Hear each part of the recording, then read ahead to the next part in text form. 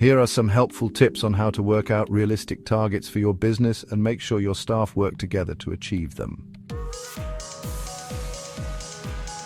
Whether you're a managing director, a showroom manager, or a kitchen designer, you want to know what your targets are.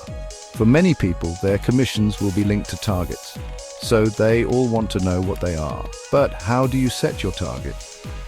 Over the years, I've seen many different ways of choosing the magic number. To my mind, there are two main ways of deciding what your goals are for the financial year.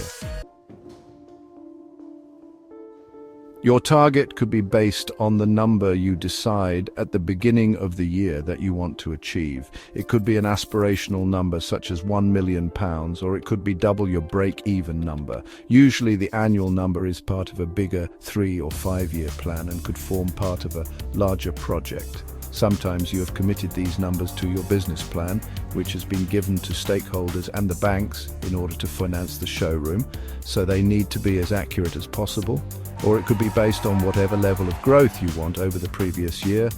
If you want 10% growth on last year, it's very easy to work out. And finishing your year with double-digit growth on your previous period is very good news. Well, in a normal, non-COVID year, that is.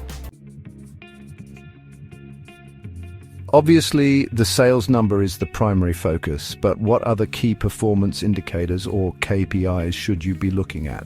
Firstly, what is your sales target for the month? So for example, let's say it's £100,000. I then look at the average order value, say £12,500. That means you need to sell 8 kitchens in the month to hit your target.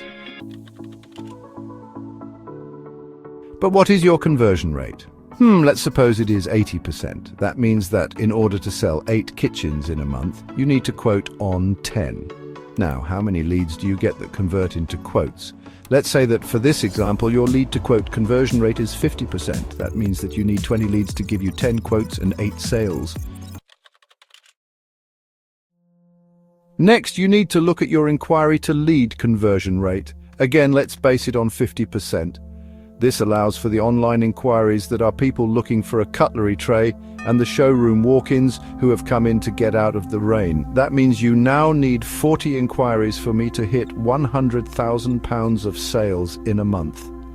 Then think about the average time that it takes to go from inquiry to sale, maybe 6 to 8 weeks. And so, for you to achieve £100,000 in sales in March, you need 40 inquiries in January. The numbers can be interchanged to be specific to your business, but the principles are the same. The most important thing about targets is that the whole business should be aware of what they are and what you are trying to achieve. You know, I've worked with some of the large national retail chains, and when I was visiting a branch during a walk around the warehouse, I would always ask the warehouse staff what the branch's sales target was for the month. In the successful branches, they knew exactly. In less successful branches, they sometimes didn't even know there was a target. Honestly, they should be discussed regularly and constantly updated on a visible operations board where people can see what progress is being made. Once you have your annual number, you then need to break it down into monthly chunks.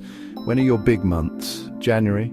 April. Traditionally, these tend to be better performing periods due to New Year and Easter sales. And then when are your slower months going to be? August, while people are away on holiday. December, while people are paying for Christmas and not wanting to start a project before the break. And what types of information should you be targeting? I have already mentioned sales, quotes, leads and inquiries, but what else should you be looking at? The value of your lead bank is a very important indicator of how you are shaping up for your target number. And if you want to sell 10% more than you did for the same month in the previous year, but your lead bank is 20% less than it was then, you know you're going to be facing an uphill battle. So make sure you are monitoring your outstanding business. Also, the number of surveys is very important to measure. If at the end of February you have carried out 20 surveys in the year so far, but did 30 in the previous year, again, you'd know you have some work to do. To reiterate a very old saying, the targets need to be smart, specific, measurable, achievable, relevant, and time-specific. An unrealistic target can have a damaging effect on salespeople and morale in general.